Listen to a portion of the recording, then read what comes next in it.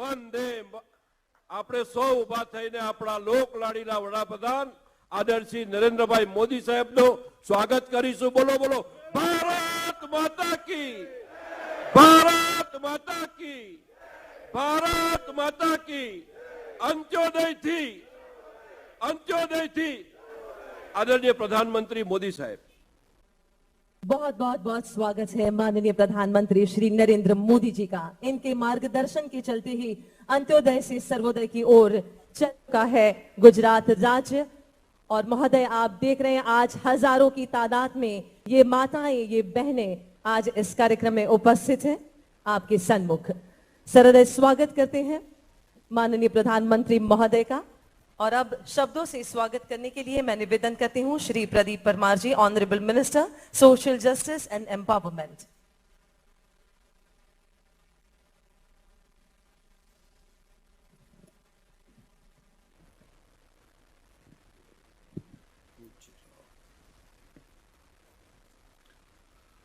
भारत माता की। धन्यवाद।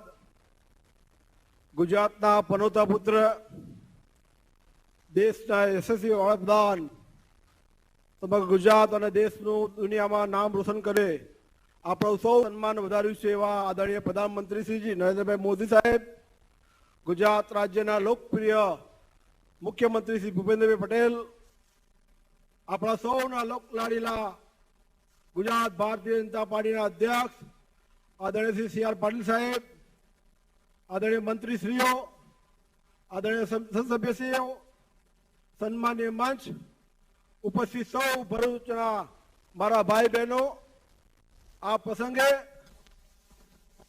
आप सौनु हृदयना उमाकारथी खूब खूब स्वागत करूं छूं। गुजरातनी भारतीय जनता पार्टीनी सरकार द्वारा गुजरातना छेवाड़ाना व्यक्तिनी चिंता करीने माननीय प्रधानमंत्री श्री नरेंद्र भाई मोदीना साथ सहकार आशीर्वाद थी गुजरात नो छेवाड़ो व्यक्ति अंत्योदय थकी सर्वोदय जई रह्यो त्यारे हूँ आपने गुजरातना मुख्यमंत्री श्री द्वारा गुजरातनी प्रजाना कल्याणकारी योजनाओनी माहिती आपता पहला हूँ आपने माननीय प्रधानमंत्री श्रीए देशना लोकोनी चिंता करी होय त्यारे जम्मू काश्मीर की समस्या हल करीने 370 ની કલમ હટાવીને જમ્મુ અને કાશ્મીરની પ્રજાને સુરક્ષા આપી છે ત્યારે રામ જન્મભૂમિના મંદિરના નિર્માણ થકી ગુજરાત અને દેશના લોકોનું આત્મબળ વધાર્યું છે। એ જ રીતે ગુજરાતના લોકો સમગ્ર દેશના લોકો માટે જન ધન યોજના, ઉજ્જવલા યોજના, આયુષ્યમાન યોજના, મુદ્રા યોજના, प्रधानमंत्री सुरक्षा योजना, प्रधानमंत्री जीवन ज्योति योजना, सुकन्या समृद्धि योजना, स्वच्छ भारत, ए रीते आखा देश ने आत्मनिर्भर भारत थकी आत्मनिर्भर बनावવાનું સપનું સાકાર થઈ રહ્યું ત્યારે આવો આપણે સૌ સાથે મળીને આઝાદી કા અમૃત મહોત્સવ મનાવીએ। એ અભ્યર્થના ભારત માતા જય, વંદે मातरम। बहुत बहुत धन्यवाद। भारत देश के विशेषताओं और अस्मिता को सविशेष रूप से विश्व में प्रस्थापित करने में अग्रसर है देश का ये अनूठा पश्चिमी प्रदेश, जिसकी धरती, आकाश और हर एक दिशाओं को मिले हैं विकासशीलता के आशीर्वाद। वे है गुजरात राज्य।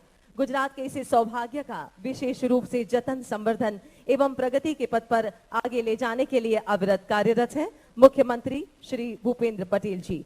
आइए स्वागत करते हैं उनका, उनके उद्बोधन के लिए।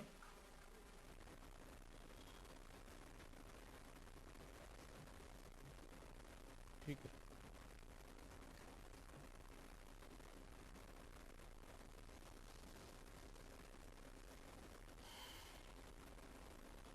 उत्कर्ष समारोह ना आजना कार्यक्रम में अपनी साथे वर्चुअल माध्यम थी उपस्थित अपना सौना मार्गदर्शक, करोड़ों देशवासियों उत्कर्ष माटे पुरुषार्थनी पराकाष्ठा करनार भारतना यशस्वी प्रधानमंत्री आदरणीय नरेंद्र भाई मोदी साहेब, मारी साथे मंच पर उपस्थित भारतीय जनता पार्टी गुजरातना अध्यक्ष मान्य श्री सी आर पाटिल जी, માર્ગ અને મકાન મંત્રી અને પ્રભારી શ્રી પૂર્ણેશભાઈ મોદી, મંત્રી શ્રી પ્રદીપભાઈ પરમાર, મંત્રી શ્રી મનીષાબેન વકીલ, મંચ ઉપર ઉપસ્થિત માન્ય સાંસદ શ્રી, માન્ય ધારાસભ્ય શ્રી, સૌ પદાધિકારી શ્રી, સૌ અધિકારીગણ અને અંકલેશ્વર ઇન્ડસ્ટ્રીયલ એસોસિએશનના પ્રમુખ શ્રી રમેશભાઈ ગબાણી અને પૂર્વ પ્રમુખ શ્રી નાવડિયાજી અને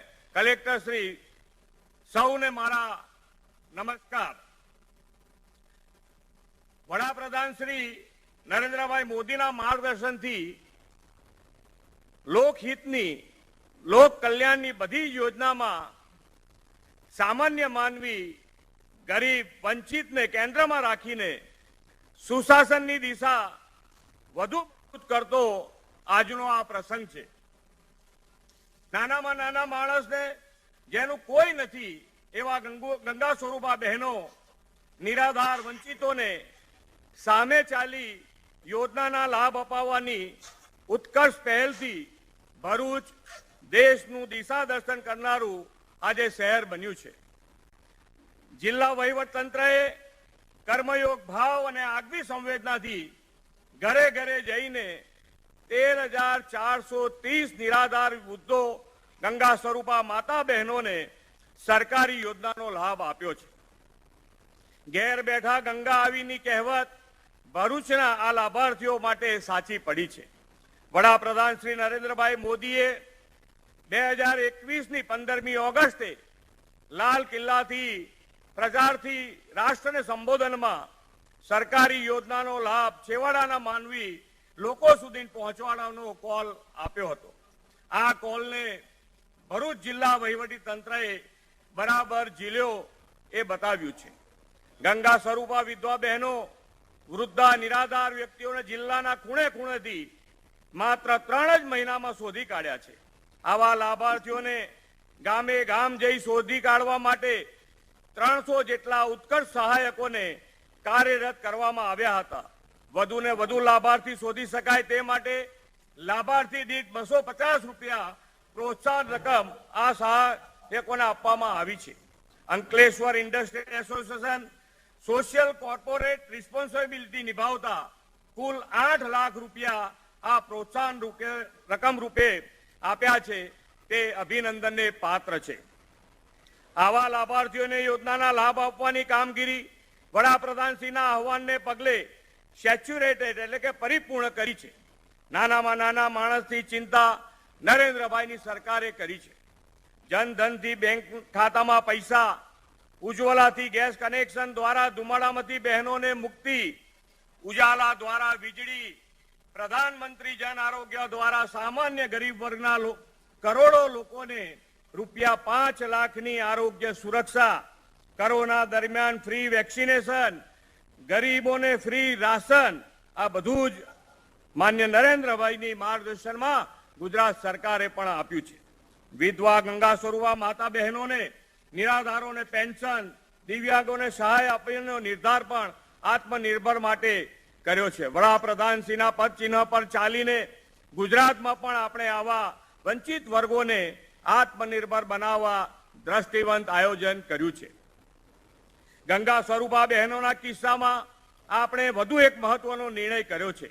ગંગા સ્વરૂપા બહેનોનો પુત્ર 21 વર્ષનો થાય એટલે પેન્શન મળતું ન હતું, પણ આ બાદ સરકારે દૂર કર્યો છે. હવે કોઈ પણ બહેન ગંગા સ્વરૂપા બહેનને છેક મરણ સુધી એમના આ યોજનાનો લાભ લઈ શકશે. આવી માતા બહેનોને ₹1530.76 કરોડની સહાય ચૂકવવામાં આવી છે. કપરી અવસ્થામાં વડીલો, દિવ્યાંગોનો સહારો સરકાર બની છે. 130 લાખ જેટલા વૃદ્ધ દિવ્યાંગોને પણ ₹103 કરોડની પેન્શન ચૂકવ્યું છે. જેમની પાસે પોતાનું મકાન નથી તેવા લોકોને પ્રધાનમંત્રી આવાસ યોજના અંતર્ગત લાખો મકાનો પૂરા પાડ્યા છે. 1,68,00,000થી વધુ લોકોના જનધન ખાતા ખોલાવ્યા છે, જેમાં ₹7,400 કરોડની બચત જમા થઈ છે અને આર્થિક આધાર મળ્યો છે. ગરીબ કલ્યાણ મેળાથી 1,47,00,000 લોકોને 26,676 કરોડની હાથોહાથ સહાય આપી છે. કોઈના ઓશિયાળા ન રહેવું પડે તેવી સ્થિતિ ઊભી કરી છે. કોઈને સહાય મેળવવા માટે ધક્કા ન ખાવા પડે, કોઈ ખર્ચ નહીં, પારદર્શી અને ઓનલાઈન વ્યવસ્થા નરેન્દ્રભાઈના દિશા દર્શનમાં સરકારે કરી છે. વડાપ્રધાન શ્રી નરેન્દ્રભાઈ મોદીજીની પ્રેરણા અને માર્ગદર્શનને કારણે આ સફળતા આપણને મળી શકી છે. આદરણીય વડાપ્રધાન શ્રી ના નેતૃત્વમાં એક સર્વગ્રાહી ઇકોસિસ્ટમ ઊભી થઈ છે. હવે યોજનાઓના લાભ માટે પાત્રતા ધરાવતા એક નાગરિકને શોધી સરકારની યોજનાનો લાભ આપવામાં આવે છે. ગરીબ વર્ગનો સામાન્ય માનવી, ઓછું ભણેલો નાગરિક યોજનાનો લાભ લેવા કોના દરવાજા ખખડાવે, કોના ટેબલ ઉપર જાય, ઘણીવાર આવા લોકોને કોઈ મદદ કરવા વાળું હોતું નથી. ભરૂચ જિલ્લાના તંત્રએ ગામડાઓમાં ઘરે ઘરે ફરીને પાત્રતા ધરાવતા લાભાર્થીઓને સામે ચાલીને શોધ્યા છે. માનવતાપૂર્ણ અભિગમ દાખવી જન કલ્યાણની ફરજ નિભાવવાનું ઉમદા કાર્ય કર્યું છે. સૌનો સાથ, સૌનો વિકાસ, સૌનો વિશ્વાસ, સૌનો પ્રયાસનો મંત્ર વડાપ્રધાનશ્રીના નેતૃત્વમાં આપણે અપનાવ્યો છે. હજુ પણ જે લોકો સરકારી સેવાના લાભથી વંચિત રહી જતા હોય તેવા નિરાધાર લોકો માટે આ ઉત્કર્ષ યોજનાની પહેલ કરી છે. વડાપ્રધાન શ્રી નરેન્દ્રભાઈ મોદીએ ડિજિટલ ઇન્ડિયાનો વિચાર આપ્યો છે, ત્યારે ડિજિટલ ઇન્ડિયાના નિર્માણ તરફ આગળ વધીને ભરૂચ જિલ્લો બે મહત્વના પ્રોજેક્ટ લોકોને સમર્પિત કરી રહ્યો છે. ઈ સંકલ્પ પોર્ટલ અને visitor management system. Visitor management સિસ્ટમથી નાગરિકોએ અરજીઓ માટે સતત જિલ્લા કલેક્ટર કચેરીમાં આવવું નહીં પડે અને તમામ સમસ્યાઓનું સમય મર્યાદામાં નિવારણ થશે. અત્યાર સુધી જિલ્લાના ચૂંટાયેલા જનપ્રતિનિધિઓ દ્વારા ઉઠાવવામાં આવતા પ્રશ્નોનું નિરાકરણ અધિકારીઓ અને પદાધિકારીઓ દર મહિને સંકલન બેઠકમાં કરતા હતા, તેઓ હવે ટેકનોલોજીનો ઉપયોગ થવાનો છે. હવે આ સમગ્ર પ્રક્રિયા ઈ સંકલ્પ પોર્ટલ દ્વારા પેપરલેસ, ઝડપી અને સરળી બનશે. વડાપ્રધાન શ્રી નરેન્દ્રભાઈ મોદીની પ્રેરણાથી આપણે આઝાદીનો અમૃત મહોત્સવ ઉજવી રહ્યા છે. આઝાદીના અમૃત મહોત્સવ વર્ષે ભરૂચ જિલ્લાના નાગરિકોને આ નવતર ભેટ મળી છે. જિલ્લા વહીવટી તંત્રનો જનસેવા, જન કલ્યાણનો આ અમૃત અભિગમ અન્ય માટે પ્રેરણારૂપ બનશે એવી અપેક્ષા સાથે વિરમું છું. ભારત માતા કી જય, वंदे मातरम, जय जय गरवी गुजरात. खूब खूब आभार माननीय मुख्यमंत्री श्री आपको। और अब मैं विशेष रूप से माननीय प्रधानमंत्री श्री नरेंद्र मोदी जी से अनुरोध करना चाहूंगी, महोदय आप ये विशाल राखी की ओर अपना ध्यान केंद्रित करें। यहाँ उपस्थित हजारों माताओं बहनों में कई युवा वय की बेटियां हैं जो विधवा हुई और लाचार थी, कई वृद्ध माताएं हैं जो निराधार हुई और आपने उनके जीवन पर्यंत सुख सुविधा देने का जो बीड़ा उठाया है, ये बहनें, ये माताएं आपको अपना भाई, अपना बेटा मानकर आपकी रक्षा के लिए आप सुरक्षित रहे और भारत देश में हमेशा सुशासन करते रहे, ये आशीर्वाद देना चाहती हैं। भरूच जिले की 100 विधवा बहनों ने 3 दिन में इस विशाल राखी का निर्माण किया और जो आपके चरणों में अर्पित करना चाहती हैं। एक अभ्यर्थना है इस विशाल राखी के रूप में कि आप हमेशा ही सुरक्षित रहे और आप इस भारत देश पर शासन करते रहिए। ये सभी बहनों का ये विचार और ये राखी आपको अर्पण कर रही हैं। धन्यवाद। जन जन की सेवा सुविधा के लिए योजनाओं का बनना ये किसी भी देश के लिए एक साधारण बात है, लेकिन इन योजनाओं का 100% उपभोग होना, सैचुरेशन यानी परिपूर्णता से हर एक तक पहुंचाना, ये असाधारण सफलता है। और इसी असाधारण सफलता को पाया है भरूच जिला प्रशासन ने उत्कर्ष पहल के द्वारा। सिर्फ 3 महीनों में 13,000 से भी ज्यादा लोगों को ये लाभ दिलाए हैं। आइए जानते हैं इस उत्कर्ष पहल के द्वारा, इस ऑडियो विजुअल फिल्म के द्वारा। बीते 7 वर्षों में शुरू हुई अनेक योजनाओं का लाभ करोड़ों गरीबों को उनके घर तक पहुंचा है। पहले की तुलना में हम बहुत तेजी से बहुत आगे बढ़े, लेकिन सिर्फ बात यहां पूरी नहीं होती। अब हमें सैचुरेशन तक जाता है, पूर्णता तक जाना है, 100% का मूड बना के चलना है।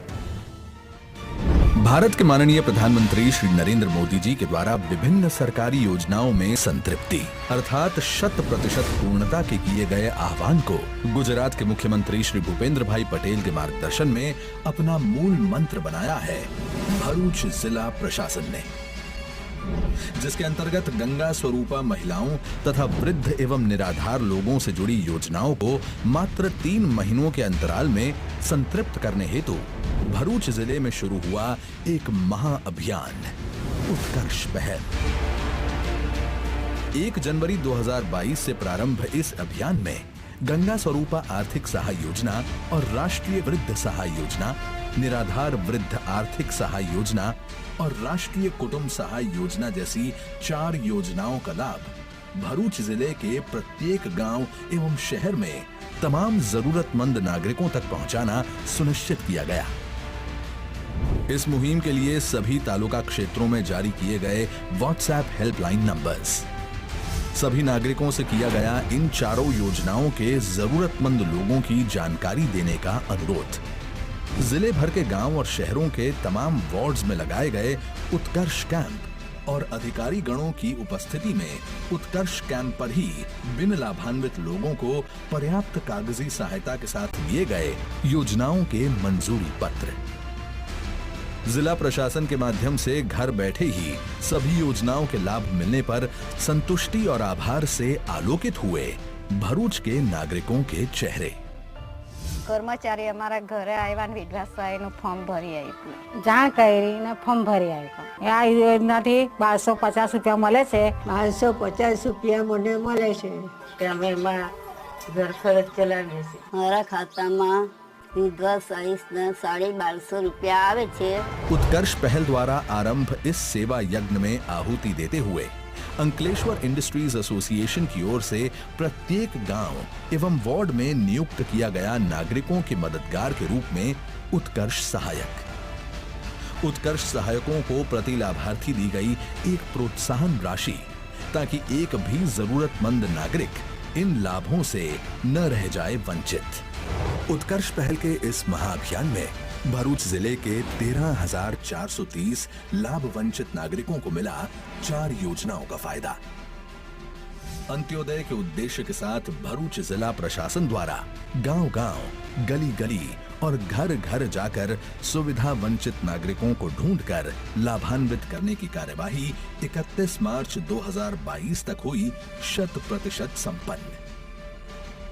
जिले के 663 गांवों की 545 ग्राम पंचायतों और 4 नगर पालिकाओं के द्वारा अपने जनप्रतिनिधियों और अधिकारियों की पुष्टि के साथ दिए गए सभी योजनाओं की 100% पूर्णता के प्रमाण पत्र। मारा मिसेस हटा ये ऑफ થઈ જાય 2 વર્ષ થવા આવ્યા અને હું એકલો જ છે, મારું પેન્શન મળે છે, મને મારા ખાતામાં જમા થાય છે। ઘરની જીવન જરૂરિયાત વસ્તુ માટે વાપરું છું। સરકારશ્રીનો હું बहुत આભાર માનું છું। આભાર મોદી સાહેબ। उत्कर्ष पहल के लाभार्थी सरलता से जीवन निर्वाह कर सकें, इसके लिए उन्हें राष्ट्रीय अन्न सुरक्षा कायदा एवं प्रधानमंत्री गरीब कल्याण अन्न योजना के तहत भी किया गया समाविष्ट। धन्यवाद मोदी जी।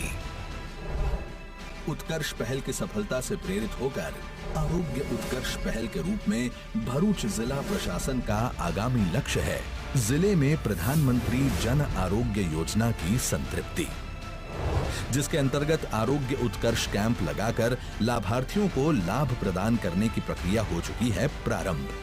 आरोग्य उत्कर्ष पहल में भी 100% पूर्णता की प्रेरणा के लिए आरोग्य उत्कर्ष सहायकों के लिए निर्धारित की गई है एक प्रोत्साहन राशि। माननीय प्रधानमंत्री श्री नरेंद्र मोदी द्वारा प्रेरित सबका साथ, सबका विकास, सबका विश्वास और सबका प्रयास के समग्र दृष्टिकोण को साकार कर रही है भरूच जिला प्रशासन द्वारा संचालित अनोखी उत्कर्ष पहल। 100% विकास का अनूठा संबल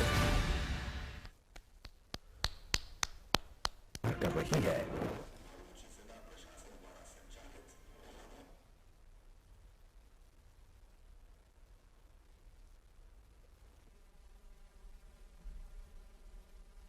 ये थी उत्कर्ष पहल जिसे हर एक के दिलों से निकलता है आभार मोदी जी।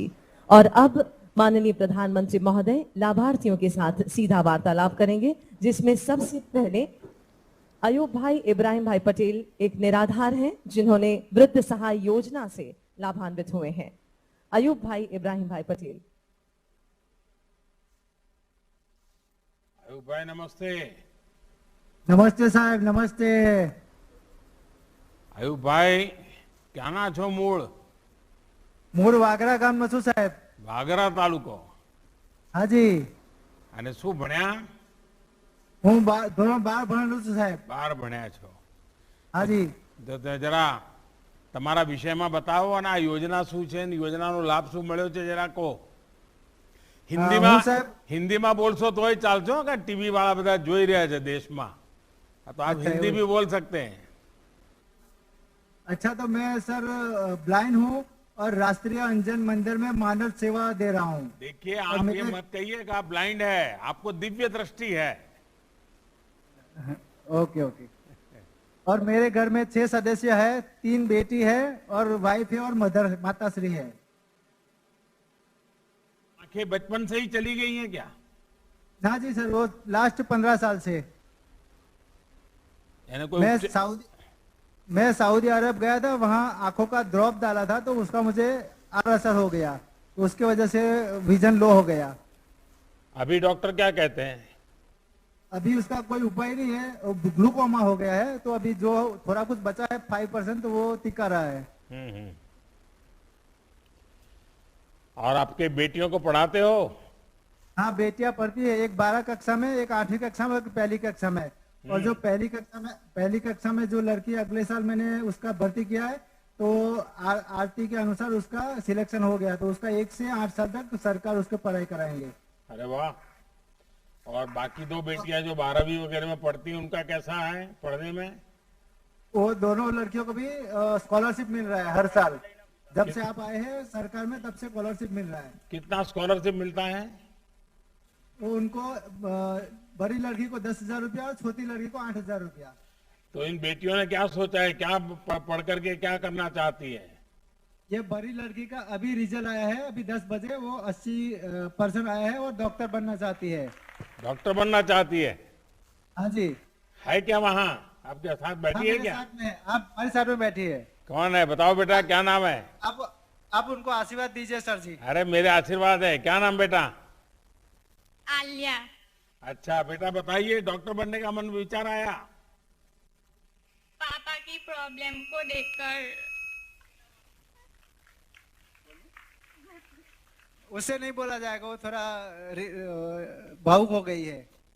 भेज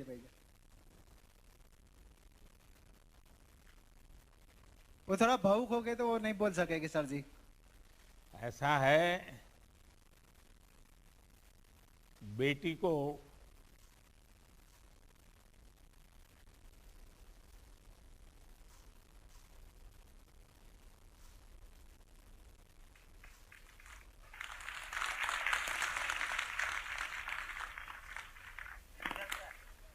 बिठाने नहीं बोले मारे। हाँ तो भेज दे।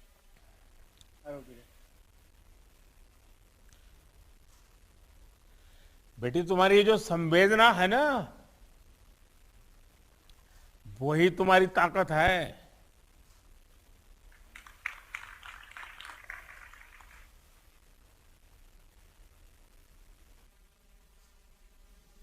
अच्छा, आपने सबने वैक्सीन ले लिया क्या याकूब जी? हाँ जी। वैक्सीन ले लिया? सबने वैक्सीनेशन करवा लिया याकूब? हाँ जी, दोनों वैक्सीन लिया मैंने और लड़कियों ने भी लिया है स्कूल में से। तो इस बार ईद कैसे मनाई? रमजान कैसा रहा? बढ़िया रहा सर जी, बहुत अच्छी तरह से मनाया। हाँ, सबसे मनाया। तो ईद में बेटियों को क्या दिया? ईद में उनको पैसा दिया, तो कपड़े लाए और उनके जरूरत की चीजें लाई। अच्छा, देखिए ये बेटियों का सपना पूरा करना। हाँ जी सर जी। हाँ, और कुछ कठिनाई हो तो मुझे भी बताना। ठीक है सर जी, ठीक है। देखिए, मैं अयूब जी आपका और आपकी बेटियों का विशेष अभिनंदन करता हूँ। हाँ। पहले तो आपने वैक्सीनेशन लगवा दिया, रमजान भी बहुत बढ़िया से मनाया, ईद भी बढ़िया से मनाई, और सरकार की तरफ से जो मदद आपको मिल रही है उसका आप सदुपयोग कर रहे हैं। हाँ जी, हाँ जी। आप अपने शारीरिक जो पीड़ा है उसको शक्ति में बदल रहे हो, और बेटियों को डॉक्टर बनाना, और बेटी के मन में विचार आना कि पिताजी की इस पीड़ा ने मुझे डॉक्टर बनने की प्रेरणा दी। અને સાહેબ ભરૂચથી દિલ્હી તો ઘણું દૂર છે, 1100 કિલોમીટર, પણ ત્યાં બેઠા બેઠા તમે અમારી ચિંતા કરો છો તે બદલ ઘણો ધન્યવાદ આપું છું આપને. અને હું તમને જોઈ શકતો નથી, પરંતુ તમે દેશની સેવા, દેશવાસીઓ માટેના વિકાસના કાર્યો કરો છો, તેની સુગંધ મારા અંતરાત્મામાં આવે છે, જે બદલ આપનો ખૂબ ધન્યવાદ કરું છું. અને તમે વિકલાંગ શબ્દને રદ કરી દિવ્યાંગ શબ્દનો અમને ઉપમા આપી, જે બદલ ગૌરવ વધાર્યું, તે બદલ હું આખા ભારતના દિવ્યાંગો વતી તમને હું આપનો આભાર વ્યક્ત કરું છું સાહેબજી. ચાલો યાકુબભાઈ, તમને તમારા પરિવારને ખૂબ ખૂબ શુભકામનાઓ, ખૂબ ખૂબ ધન્યવાદ. ધન્યવાદ સાહેબજી. और अब अन्य लाभार्थी हैं जो गंगा स्वरूप विधवा सहाय योजना से, वे हैं मीनाबेन दौलत सिंह डायरा जो अंकलेश्वर से हैं।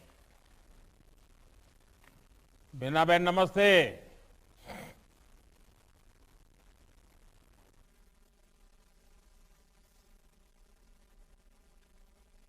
हाँ नमस्ते. નમસ્તે નમસ્તે. મીનાબેન, આપણું ગામ કયું? પુરીદ્રા ગામ, અને કયો તાલુકો? અંકલેશ્વર તાલુકો. હે? અંકલેશ્વર તાલુકો. અચ્છા અચ્છા, અંકલેશ્વરમાં, એટલે પાસે જ છો. હા. કહો મીનાબેન, જરા તમારા વિષયમાં કહો પહેલા. હા. તમારા વિષયમાં બતાવો, તમને શું મદદ મળી, શું થયું, જરા કહો. હા, એ મારે વિધવા ફાર્મનું જે અમારે સાહેબને જે તાલુકા પંચાયતની કચેરીમાંથી જે આવ્યા છે કર્મચારીઓ, એમની સાથે મારું ફાર્મની એ ભરાયું છે, અને પછી મારા ગામ પંચાયત તલાટી સાહેબ તેમને ફોર્મ ભરીને મારા 3 મહિનાથી પૈસા મળે છે. મીનાબેન, તમારા પરિવારમાં કોણ કોણ છે?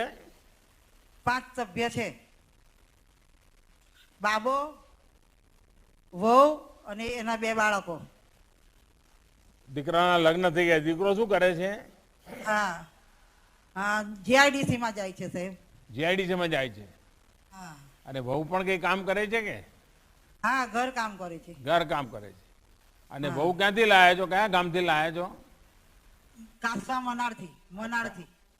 અને એમના દીકરાઓને ભણાવો છો? હા, નાના છે દીકરાઓ જોઈના. તો તમને શું યોજના મળી અને યોજનાનો શું લાભ મળ્યો? સાનો સાહેબ? તમને જે યોજના મળી છે એ કઈ યોજના મળી છે ને યોજનાનો શું લાભ મળ્યો તમને?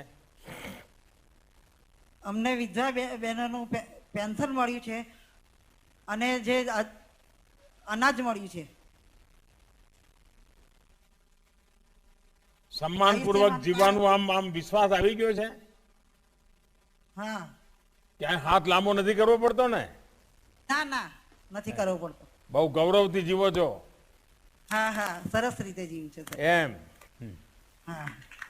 ચાલો મીનાબેન, તમને મારી ખૂબ શુભકામનાઓ છે, અને બાળકોને ભણાવજો, ખૂબ આગળ વધે. હા.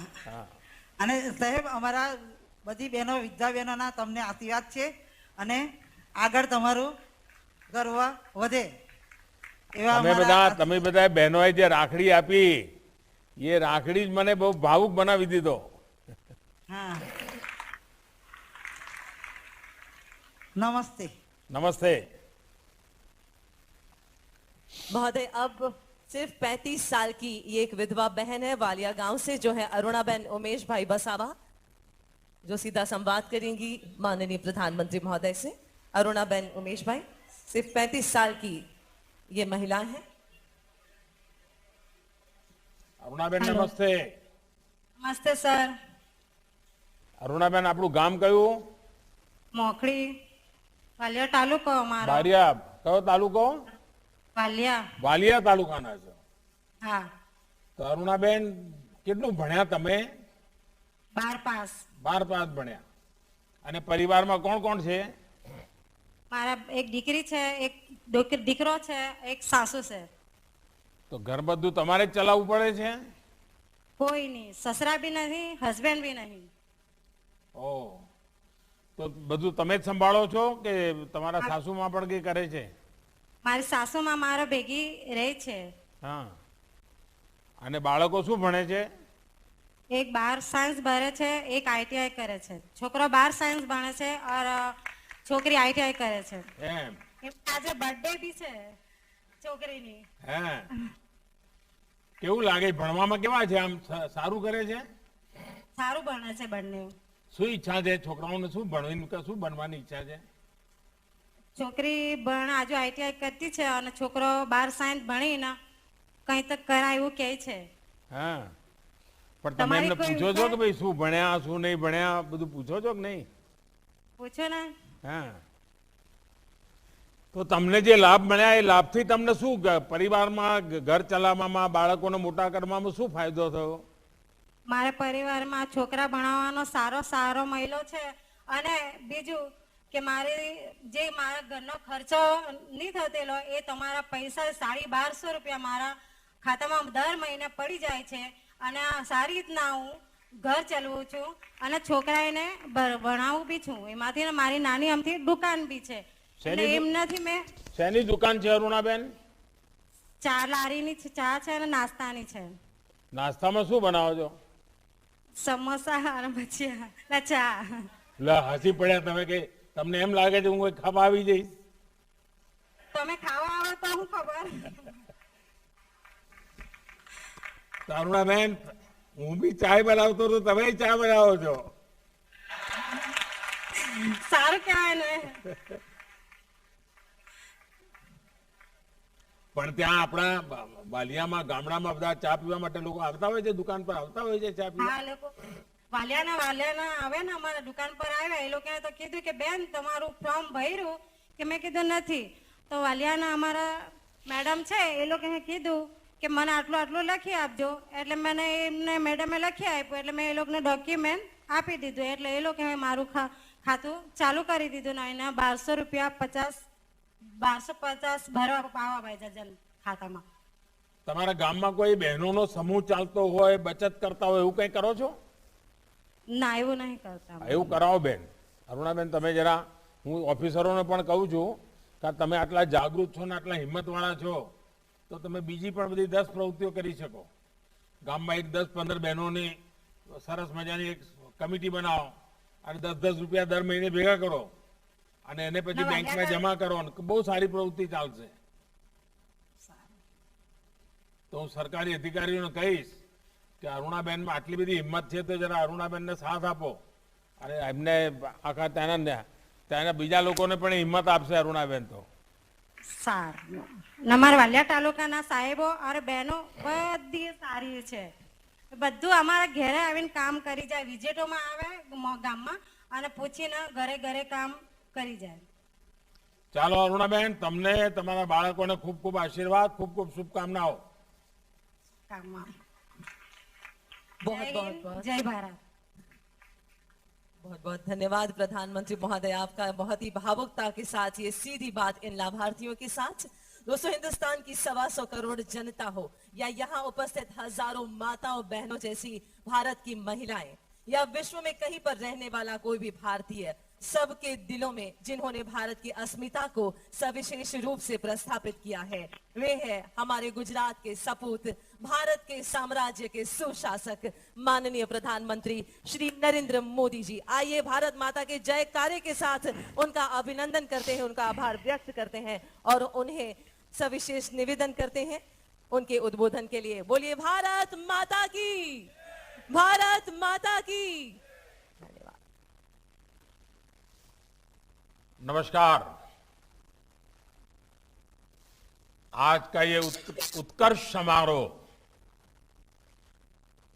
सचमुच में उत्तम है और इस बात का प्रमाण है जब सरकार ईमानदारी से एक संकल्प लेकर लाभार्थी तक पहुंचती है तो कितने सार्थक परिणाम मिलते हैं। मैं भरूच जिला प्रशासन को, गुजरात सरकार को सामाजिक सुरक्षा से जुड़ी 4 योजनाओं के 100% सैचुरेशन कवरेज के लिए आप सबको जितनी बधाई दूं उतनी कम है। आप सब अनेक अनेक बधाई के अधिकारी हैं। अभी मैं जब इन योजनाओं के लाभार्थियों से बातचीत कर रहा था तो मैं देख रहा था कि उनके भीतर कितना संतोष है, कितना आत्मविश्वास है। मुसीबतों से मुकाबला करने में जब सरकार की छोटी सी भी मदद मिल जाए तो हौसला कितना बुलंद हो जाता है और मुसीबत खुद मजबूर हो जाती है, और जो मुसीबत को झेलता है वो मजबूत हो जाता है। ये आज मैं आप सबके साथ बातचीत करते हुए अनुभव कर रहा था। इन 4 योजनाओं में जिन भी बहनों की, जिन भी परिवारों को लाभ मिला है, वो मेरे आदिवासी समाज के भाई बहन, मेरे दलित पिछड़े वर्ग के भाई बहन, मेरे अल्पसंख्यक समाज के भाई बहन। अक्सर हम देखते हैं कि जानकारी के अभाव में अनेक लोग योजनाओं के लाभ से वंचित रह जाते हैं। कभी कभी तो योजनाएं कागज पर ही रह जाती हैं। कभी कभी योजनाएं कोई बेईमान लोग उठा करके ले जाते हैं फायदा। लेकिन जब इरादा हो, नियत साफ हो, नेकी से काम करने का इरादा हो, और जिस बात को लेकर के मैं हमेशा काम करने की कोशिश करता हूं, वो है सबका साथ, सबका विकास की भावना, जिससे नतीजे भी मिलते हैं। किसी भी योजना के 100% लाभार्थी तक पहुंचना एक बड़ा लक्ष्य है। काम कठिन जरूर है, लेकिन रास्ता सही यही है। मैं सभी लाभार्थियों को, प्रशासन को, ये आपने जो अचीव किया है, इसके लिए बधाई देना ही है मुझे। साथियों, आप जानते हैं भली भांति, हमारी सरकार जब से आपने मुझे गुजरात से दिल्ली की सेवा के लिए भेजा, देश की सेवा के लिए भेजा, अब उसको भी 8 वर्ष हो जाएंगे। 8 वर्ष सेवा, सुशासन और गरीब कल्याण को समर्पित रहे हैं। आज जो कुछ भी मैं कर पा रहा हूं, वो आप ही लोगों के पास सीखा हूं, आप ही के बीच में जीते हुए विकास क्या होता है, दुख दर्द क्या होते हैं, गरीबी क्या होती है, मुसीबतें क्या होती हैं, उनको बहुत निकट से अनुभव किया है। और वही अनुभव है जिसको लेकर के आज पूरे देश के लिए, देश के करोड़ों करोड़ों नागरिकों के लिए एक परिवार के सदस्य के रूप में काम कर रहा हूं। सरकार का निरंतर प्रयास रहा है कि गरीब कल्याण की योजनाओं से कोई भी लाभार्थी, जो भी उसका हकदार है, वो हकदार छूटना नहीं चाहिए। सबको लाभ मिलना चाहिए जो हकदार है, और पूरा लाभ मिलना चाहिए। और मेरे प्यारे भाइयों बहनों, जब हम किसी भी योजना में 100% यानी 100% लक्ष्य को हासिल करते हैं, तो ये 100% ये सिर्फ आंकड़ा नहीं है, अखबार में इश्तहार देने का मामला नहीं है सिर्फ। इसका मतलब होता है शासन, प्रशासन संवेदनशील है, आपके सुख दुख का साथी है। ये उसका सबसे बड़ा सबूत होता है। आज देश में हमारी सरकार के 8 साल पूरे हो रहे हैं, और जब 8 साल पूरे हो रहे हैं तो हम एक नए संकल्प के साथ, नई ऊर्जा के साथ आगे बढ़ने के लिए तैयारी करते हैं। मुझे एक दिन एक बहुत बड़े नेता मिले थे, वरिष्ठ नेता हैं, वैसे हमारे लगातार विरोध भी करते हैं, राजनीतिक विरोध भी करते रहे, लेकिन मैं उनका आदर भी करता रहता हूं। तो कुछ बातों के कारण उनको थोड़ा सा राजी नाराजी थी, तो एक दिन मिलने आए तो कहा, मोदी जी अब क्या करना है, 2 बार देश ने आपको प्रधानमंत्री बना दिया, अब क्या करना है। उनको लगता था कि 2 बार प्रधानमंत्री बन गया मतलब बहुत कुछ हो गया। उनको पता नहीं है मोदी किसी अलग मिट्टी का है, ये गुजरात की धरती ने उसको तैयार किया है। और इसलिए जो भी हो गया अच्छा हो गया, चलो अब आराम करो, नहीं, मेरा सपना है सैचुरेशन, 100% लक्ष्य को तरफ हमें आगे बढ़े, सरकारी मशीनरी को आदत डाले, नागरिकों को भी विश्वास पैदा करे। आपको याद होगा 2014 में जब आपने हमें सेवा का मौका दिया था, तो देश की करीब करीब आधी आबादी शौचालय की सुविधा से, टीकाकरण की सुविधा से, बिजली कनेक्शन की सुविधा से, बैंक अकाउंट की सुविधा से सैकड़ों मील दूर थी, एक प्रकार से वंचित थी। इन वर्षों में हम सभी के प्रयासों से अनेक योजनाओं का 100% सैचुरेशन के करीब करीब लाभ पाए हैं। अब 8 वर्ष के इस महत्वपूर्ण अवसर पर एक बार फिर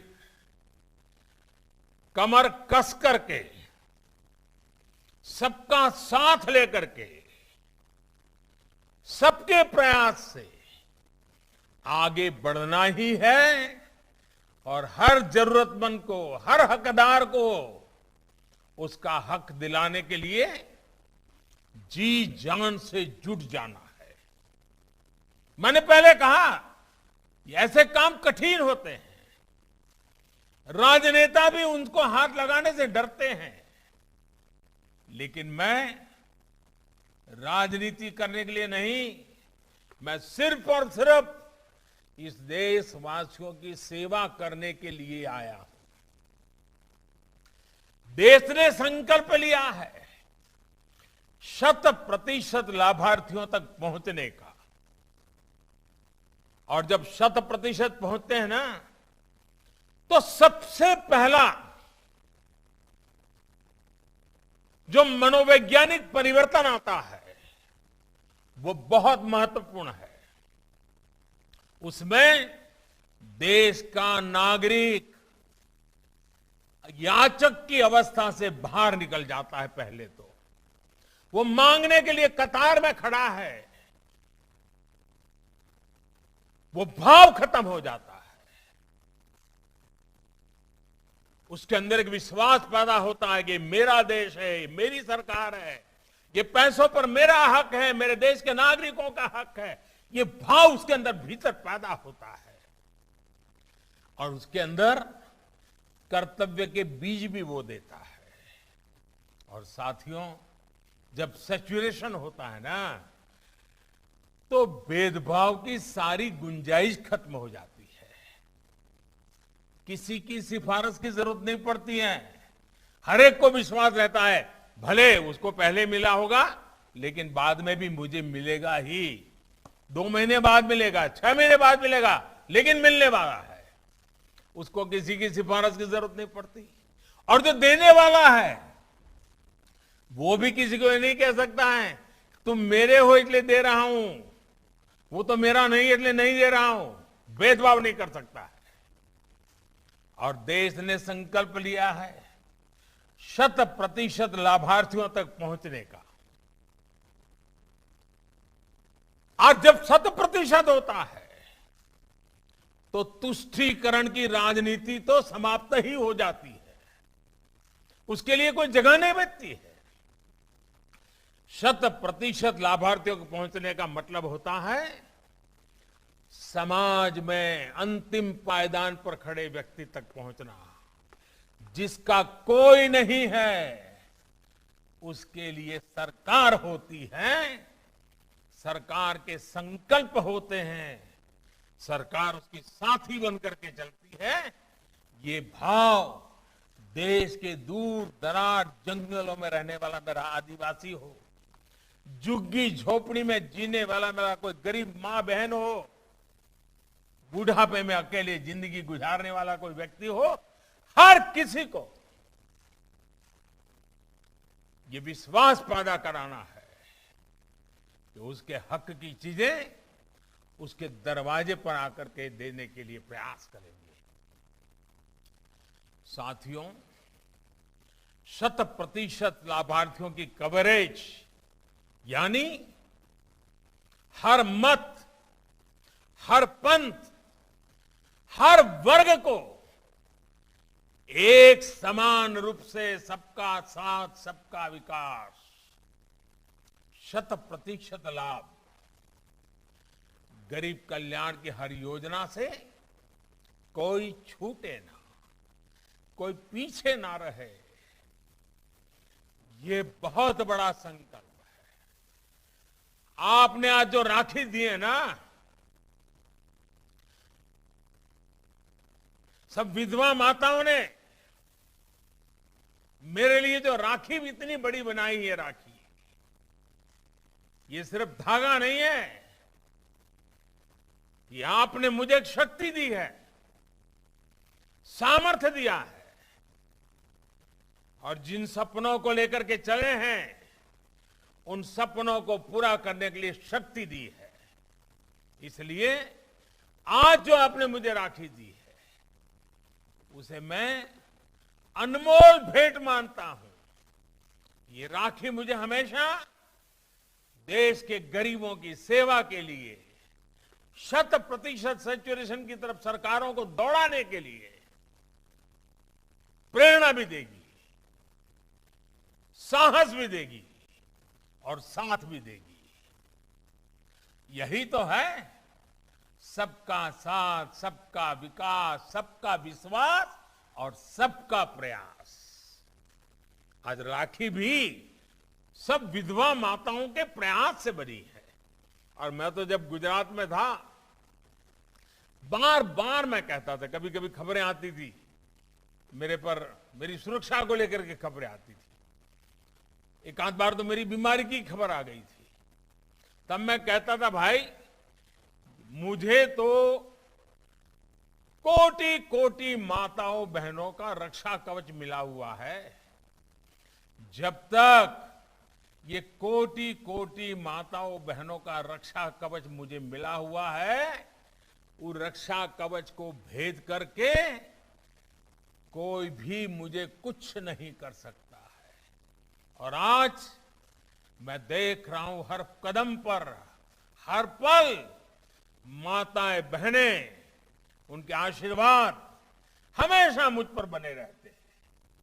इन माताओं बहनों का जितना मैं कर्ज चुका हूं उतना कम है। और इसीलिए साथियों, इसी संस्कार के कारण मैंने लाल किले से हिम्मत की थी एक बार बोलने की। कठिन काम है, मैं फिर कह रहा हूं, मुझे मालूम है ये कठिन काम है, कैसे करना मुश्किल है, मैं जानता हूं। सब राज्यों को प्रेरित करना, साथ लेना मुश्किल काम है, मैं जानता हूं। सभी सरकारी कर्मचारियों को इस काम के लिए दौड़ाना कठिन है, मैं जानता हूं। लेकिन आजादी का अमृतकाल है, आजादी के 75 साल हुए हैं। इस अमृतकाल में मूलभूत सुविधाओं की योजनाओं के सैचुरेशन की बात मैंने लाल किले से कही थी। 100% सेवा भाव का हमारा यह अभियान सामाजिक न्याय, सोशल जस्टिस का बहुत बड़ा माध्यम है। मुझे खुशी है कि हमारे गुजरात के मृदु और मक्कम मुख्यमंत्री भूपेंद्र भाई पटेल, उनके नेतृत्व में गुजरात सरकार इस संकल्प को सिद्ध करने में पूरी निष्ठा के साथ जुटी है। साथियों, हमारी सरकार ने सामाजिक सुरक्षा, जन कल्याण और गरीबों को गरिमा, ये सारा जो मेरा सैचुरेशन का अभियान है ना, अगर एक शब्द में कहना है तो वो यही है, गरीब को गरिमा। गरीब की गरिमा के लिए सरकार, गरीब की गरिमा के लिए संकल्प और गरीब की गरिमा के संस्कार, यही तो हमें प्रेरित करते हैं। पहले हम जब सोशल सिक्योरिटी की बात सुनते थे तो अक्सर दूसरे छोटे छोटे देशों के उदाहरण देते थे। भारत में इनको लागू करने के जो भी प्रयास हुए हैं, उनका दायरा और प्रभाव दोनों बहुत सीमित रहे। लेकिन साल 2014 के बाद देश ने अपने दायरे को व्यापक किया। देश सबको साथ लेकर चला। परिणाम हम सभी के सामने है। 50 करोड़ से अधिक देशवासियों को 5 लाख रुपए तक मुफ्त इलाज की सुविधा मिली। करोड़ों लोगों को 4 लाख रुपया तक के दुर्घटना और जीवन बीमा की सुविधा मिली। करोड़ों भारतीयों को 60 वर्ष की आयु के बाद एक निश्चित पेंशन की व्यवस्था मिली। अपना पक्का घर, टॉयलेट, गैस कनेक्शन, बिजली कनेक्शन, पानी का कनेक्शन, बैंक में खाता, ऐसी सुविधाओं के लिए तो गरीब सरकारी दफ्तरों के चक्कर काट काट करके उनकी जिंदगी पूरी हो जाती थी, वो हार जाते थे। हमारी सरकार ने इन सारी परिस्थितियों को बदला, योजनाओं में सुधार किया, नए लक्ष्य बनाए और उन्हें निरंतर हम प्राप्त भी कर रहे हैं। इसी कड़ी में किसानों को पहली बार सीधी मदद मिली। छोटे किसानों को तो कोई पूछता नहीं था भाई, और हमारे देश में 90% छोटे किसान हैं, 80% से ज्यादा, करीब करीब 90%, जिसके पास 2 एकड़ भूमि मुश्किल से है।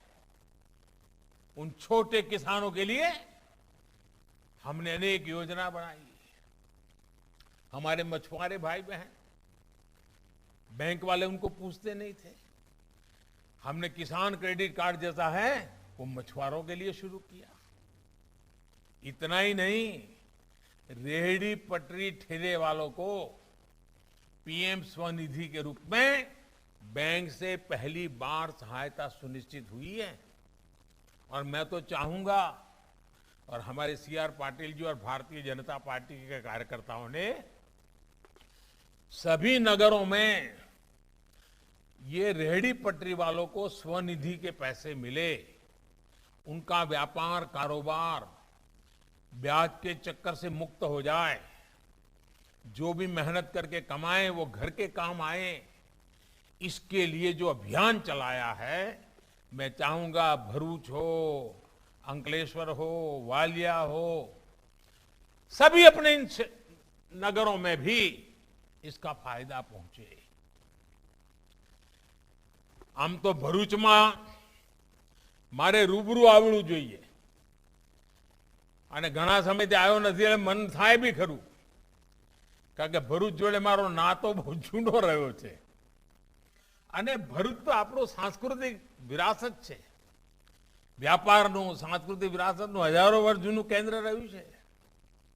એક જમાનો હતો દુનિયાને કનેક્ટ કરવામાં આપણી ભરૂચનું નામ હતું અને આપણા સાંસ્કૃતિક ધરોહર, આપણા ખેડૂતો, આપણા આદિવાસી ભાઈઓ અને હવે તો વ્યાપાર ઉદ્યોગથી ધમધમતું થઈ ગયું અંકલેશ્વર ભરૂચ આપણું। ભરૂચ અંકલેશ્વર ટ્વિન સિટી બની ગયું, નહીં તો પહેલા કોઈ કલ્પના નહોતું કરતું। અને જેટલો સમય હું રહ્યો, જૂના દિવસો બધા યાદ છે। આજે આધુનિક વિકાસની તરફ ભરૂચ જિલ્લાનું નામ થઈ રહ્યું છે, અનેક કામો થઈ રહ્યા છે અને સ્વાભાવિક છે જ્યારે ભરૂચના લોકો પાસે આવું ત્યારે જૂના જૂના બધા લોકો યાદ પણ આવે અને અનેક લોકો જૂના જૂના સાથીઓને, વરિષ્ઠ સાથીઓને ક્યારેક ક્યારેક હજી સંપર્ક હોય છે।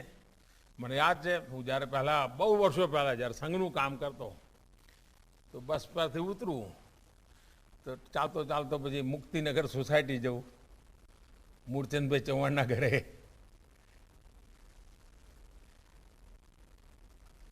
અમારા બિપિનભાઈ શાહ, અમારા શંકરભાઈ ગાંધી, અનેક સાથીઓ બધા જૂના જૂના। અને જ્યારે તમને બધાને જોઉં ત્યારે મને અમારો જૂનો બહાદુર સાથી શિરીષ બંગાળી હંમેશા યાદ આવે, સમાજ માટે જીવનારો। અને આપણને ખબર છે લલ્લુભાઈનો ચકલેથી નીકળીએ આપણે અને આપણો 532 વિસ્તાર, અત્યારે જે 20-25 વર્ષના છોકરા છોકરીઓ છે ને એમને તો ખબર નહીં હોય કે 532ના લલ્લુભાઈના ચકલેના શું દશા હતી। હાવ સાંકડા રસ્તા, સ્કૂટર ઉપર ચાલવું હોય તો મુશ્કેલ પડી જાય અને એટલા બધા ખાડા, કારણ કે મને બરાબર યાદ છે હું તો એ વખતે આપતો અને મારે તો પહેલાં તો કંઈ જાહેર સભાઓ તો કરવાનું કે મને મોકો નહોતો મળતો। વર્ષો પહેલાં ભરૂચવાળાએ મને પકડ્યો આપણી શક્તિનગર સોસાયટીમાં, ત્યારે તો હું રાજકારણમાં આવ્યો નહોતો, શક્તિનગર સોસાયટીમાં એક સભા રાખેલી, 40 વર્ષ થઈ ગયા હશે અને હું હેરાન થઈ ગયો કે સોસાયટીની સભા પણ ઊભા રહેવાની જગ્યા નહોતી અને એટલા બધા લોકો આશીર્વાદ આપવા આવેલા, મારું કોઈ નામ નહીં, કોઈ જાણે નહીં, કાંઈ નહીં, અને જબરદસ્ત મોટી સભા થયેલી। એ દિવસે ત્યારે તો હું કંઈ રાજકારણમાં બહુ હતો નહીં, નવો હતો, શીખતો હતો। એ વખતે મને કેટલાક પત્રકાર મિત્રો મળ્યા મારું ભાષણ પત્યા પછી। મેં એમને કહ્યું તમે લખી રાખો, હવે આ ભરૂચની અંદર કોંગ્રેસ ક્યારેય જીતશે નહીં, એવું મેં એ વખતે કહેલું, આજથી 40 વર્ષ પહેલા। તો બધા હસવા પાડ્યા, મારી મજાક ઉડાવવા પાડ્યા અને આજે મારે કહેવું જોઈએ ભરૂચના લોકોના પ્રેમ અને આશીર્વાદ કે એ વાત મારી આજ સુધી સાચી પડી છે। આટલો બધો પ્રેમ ભરૂચના આદિવાસી પરિવારો, કારણ કે હું તો બધા ગામડાઓ ખૂંદતો હતો એટલે અનેક જનજાતીય પરિવાર, એમની વચ્ચે રહેવાનું, એમના સુખ દુઃખમાં કામ કરવાનું। અમારા એક ચંદુભાઈ દેશમુખ હતા પહેલાં, એમની જોડે કામ કરવાનું, પછી અમારા મનસુખભાઈ બધો કારોબાર સંભાળી લીધો, અમારી ઘણી જવાબદારીઓ સંભાળી લીધી, એટલે એટલા બધા સાથીઓ, એટલા બધા લોકો જોડે કામ કર્યું છે। અને એવો બધા દિવસો જ્યારે તમારી વચ્ચે આવ્યો છું, રૂબરૂ આવ્યો તો કેટલી મજા આવે, તમે જુઓ મને અહીંયા આટલે દૂર છો તો એ બધું યાદ આવવા માંડી પડ્યું। અને એ વખતે મને યાદ છે શાકભાજી વેચવા માટે પણ રસ્તા એટલા ખરાબ, એટલા કોઈ આવે તો બિચારાનું અડધું શાકભાજી નીચે પડી જાય, ઢળી જાય, એવી દશા। એટલે ભેગું કરી મને યાદ છે હું રસ્તામાં જતો ઘણી વાર આવું થયું પછી પેલા બિચારા ગરીબ માણસને એ લારી ઊંધી થઈ ગયું ભરી આપું, આવા સમયે મેં ભરૂચમાં કામ કર્યું છે અને આજે ચારે તરફ ભરૂચ આપણું ધમધમી રહ્યું છે.